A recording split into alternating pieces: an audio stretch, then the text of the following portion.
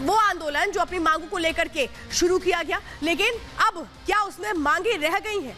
मकसद क्या है वो अब सामने आ रहा है। हंगामा करना ही कोई मकसद है या फिर इसके पीछे कुछ और राज है, ये आपको समझाएंगे। लेकिन वो अलग अलग जो तस्वीरें आज देखने को मिली हैं इस आंदोलन की, वो सबसे पहले देखिए।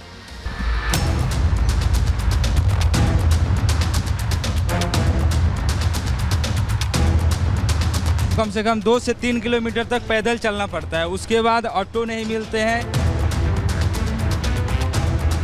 मरीज आए उनको कम से कम एक व्हीलचेयर की रास्ता भी छोड़ सकता था ना। कोई गाड़ी नहीं, ऑटो मिला तो रास्ते में छोड़ दिया। रिक्शे वाले ने किराया बढ़ा दिया, थोड़ी दूर के लिए इतना किराया लेते हैं। उपद्रव कर रहे हैं, हम ऐसे लोगों का विरोध करते हैं, हम इनका बिल्कुल भी साथ नहीं देते हैं। तो तस्वीरें और भी है, आज आपको दिखाते हैं कि किस तरह से इन्होंने कहा कि हम तो रेल रोक देंगे, हम तो रेल यातायात प्रभावित करेंगे, और पटरियों पर बैठ गए। ये देखिए, आप ये देख रहे हैं राजपुर की तस्वीरें, पंजाब के राजपुरा की तस्वीरें आप देख रहे हैं। जो ये किसान है ये किस तरीके से वहां पर आते हैं, इसके बाद ये कहते हैं कि नहीं हम तो रेल की आवाजाही को प्रभावित करेंगे, रेल को हम रोक देंगे। अब सवाल तो ये है कि किसान अपनी मांगों को लेकर के आ रहे हैं, अगर एमएसपी गारंटी के कानून की बात को वो रखते हैं तो फिर इसमें रेल को रोकने की जरूरत क्या है? आखिर रेलवे यातायात को प्रभावित करने की जरूरत क्या है? आपको पता है इससे कितनी ऐसी ट्रेनें हैं जो रद्द हो गई।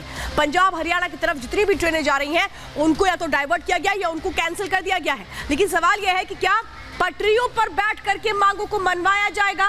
क्या ये दबाव की राजनीति नहीं है? सवाल तो यह है कि मांगे अगर एमएसपी की है तो फिर ये रेल रोको अभियान क्यों शुरू किया जाता है? पंजाब की तस्वीरें आपने देखी, चलिए जरा हरियाणा की तस्वीरें देख लीजिए। ये देखिए, ये आप सिरसा की तस्वीरें देख रहे हैं, जहां पर आप देख रहे हैं किस तरीके से बड़ी संख्या में ट्रैक पर ये लोग बैठ गए आकर के। कोई भी गाड़ी नहीं निकलेगी, कोई भी ट्रेन नहीं निकलेगी। देखिए पटरियां देख रहे हैं आप, इन पटरियों पर ये लोग बैठ गए। ये कह रहे हैं नहीं हम तो इसी तरीके से अपने आंदोलन को आगे बढ़ाते रहेंगे। लेकिन आपको पता है एक तरफ ये आंदोलन आगे बढ़ रहा है, ये आंदोलन एक तरीके से कैसे ये लोग आकर के बैठ गए हैं रेल की पटरियों पर।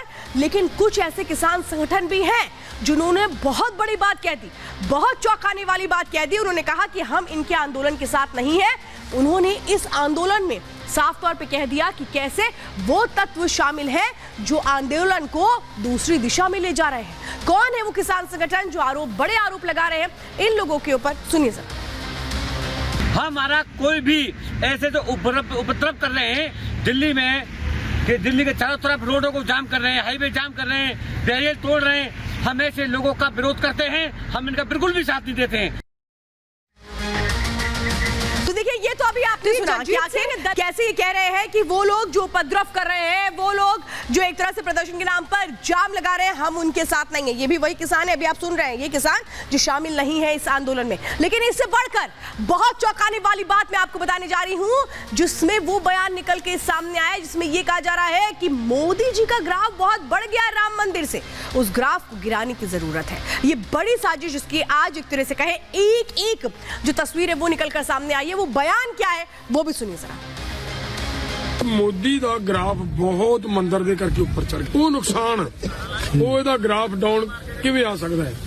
ਮੈਂ ਬਹੁਤ ਵਾਰੀ ਜਦੋਂ ਮੈਂ ਪਿੰਡਾਂ ਦੇ ਵਿੱਚ ਤਿਆਰੀਆਂ ਕਰਾਉਂਦਾ ਫਿਰਦਾ ਸੀ, ਬਹੁਤ ਵਾਰੀ ਲੋਕਾਂ ਨੂੰ ਇਹ ਕਹਿੰਦਾ ਸੀ कि मौका बड़ा थोड़ा है, ग्राफ ਉਹਦਾ बड़ा ऊंचा चढ़ा हुआ है। दिन साढ़े को तो ये जगजीत सिंह डल्लेवाल जो ये बयान दे रहा है, इसके मायने क्या है जरा आप ये समझिए। इन्होंने अपनी जो दर्द है उसको तो बयां कर दिया है, लेकिन इसको एक तरह से गहराई से समझने के लिए आपको जानना होगा कि आखिर इसके पीछे की मंशा क्या है। ये लोग प्रधानमंत्री नरेंद्र मोदी की लोकप्रियता से बेहद परेशान है, ये तो बिल्कुल क्लियर नजर आता है। आंदोलन की आड़ में क्या साजिश रची जा रही है ये भी इससे नजर आता है। किसान विरोधी छवि बनाने की साफ तौर पे कोशिशें की जा रही हैं, क्योंकि प्रधानमंत्री लगातार कहते हैं कि भाई वो तो किसान हितैषी हैं, वो एक तरह से किसानों की बेहतरी के लिए काम कर रहे हैं। लेकिन ये जो आंदोलन है इसकी आड़ में क्या हो रहा है, ये दिखाने की कोशिश हो रहा है कि प्रधानमंत्री कैसे किसानों की सुन नहीं रहे हैं। चुनाव से पहले माहौल को कैसे एक तरह से बिगाड़ने की क्या कोशिशें हो रही हैं वो मंशा है, वो भी नजर आता है उस बयान में जो भी आपने सुना। मोदी के खिलाफ किसानों को भड़काना मकसद है, ये भी इस बयान से साफ नजर आ रहा है।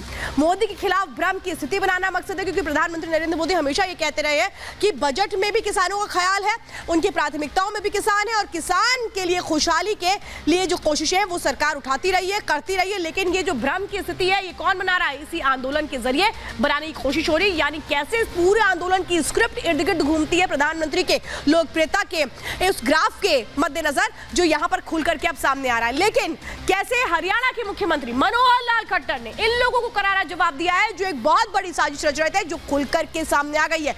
क्या जवाब दिया मनोहर लाल खट्टर ने, सुनिए। सीधा सीधा पॉलिटिकल एक स्टेटमेंट है ये, और पॉलिटिकल स्टेट में इस प्रकार से कोई एक प्रदर्शन करके, और वो भी एक इस प्रकार का एक खतरनाक दृश्य बना करके उस प्रदर्शन करने से क्या जनता मोदी जी से दूर हट जाएगी? बल्कि ये तो उसमें और बढ़ा रहे हैं। आपके मन में भी ये सवाल हो रहा होगा कि एक तरफ सोचिए फसलें तैयार हैं, फसलों को काटने का वक्त आ गया है, फिर ये किसान आंदोलन क्यों कर रहे हैं? आखिर क्या इनको आंदोलन का समय मिल चुका है? जो फसलें इन्होंने साल भर एक जिसको बोया, मेहनत की, क्या उसका कोई भी ख्याल नहीं है? अब वो जो सवाल जो आपके मन में उठ रहे हैं वो यही होंगे, आंदोलन के लिए आखिर इतना पैसा कहां से आता है, ये फंडिंग कहां से होती है, सवाल ये है। तो दूसरा सवाल जो आज सबकी जुबान पर है, जो चर्चा का विषय, वो ये कि क्या आंदोलन में शामिल सभी लोग किसान हैं? क्योंकि अभी आपने सुना कुछ किसान संगठन कह रहे हैं कि हम इस तरीके के आंदोलन में शामिल नहीं होंगे क्योंकि इसमें उपद्रवी तत्व है। तो क्या वो अब हिस्सा बन चुके हैं इस आंदोलन का? सिर्फ पंजाब के किसान संगठन ही मैदान में क्यों है? क्यों नहीं पूरे देश के किसान एकजुट हो गए? क्योंकि अगर इतना बड़ा मामला तो फिर तो पूरे देश के किसानों को एक साथ होना चाहिए था, लेकिन ऐसा नहीं है। सवाल यह भी है कि प्रमुख किसान संगठन आंदोलन से दूरी बनाने में ही क्या अपनी बेहतरी समझ रहे हैं? तो सवाल यह भी उठता है कि आखिर अब किसानों के प्रदर्शन को क्यों उग्र बनाया जा रहा है? कौन है वो लोग जो चाहते हैं कि किसानों का नाम बदनाम हो जाए? कौन है वो लोग जो किसानों के कंधे पर बंदूक रख के अपने मकसद को पूरी कर रहे हैं? लेकिन अब समझिए, वो एक आम आदमी जो अपने घर से निकलता है अपनी रोजी रोटी के लिए, वो बच्चे जो स्कूल में पढ़ते हैं, उनके एग्जाम्स आ चुके हैं, उनको एग्जाम देना है, अपने भविष्य को बेहतर बनाना है, इनका भाई क्या कसूर है? इनकी ये क्यों आखिर एक तरह से कहे परेशानी झेले? अब सोचिए जो छात्र है वो कितना परेशान है। वो कह रहा है कि हम एग्जाम कैसे दें। ये साफ तौर पे कल कह दिया गया था कि जो सीबीएसई के जो स्टूडेंट्स हैं वो कम से कम मेट्रो का इस्तेमाल करें। सोचिए जो बच्चा पढ़ने जाता है, स्कूल में होता है, जब एग्जाम होते हैं तो कितना टेंशन होता है। वो अपने पढ़ाई पर ध्यान दे या इनके जाम पर ध्यान दे? आप समझिए यात्रियों को ट्रेन पकड़ने में कितनी परेशानी आ रही है, और ट्रेनें जो चल रही हैं वो कितनी धीमी रफ्तार से चल रही होंगी क्योंकि ट्रैक पर तो किसान बैठ गए। वेस्ट यूपी में कई ऐसी ट्रेनें हैं जिनको कैंसिल कर दिया गया है। राजस्थान, पंजाब में जो ट्रेन के रूट्स है उनको भी बदला गया है।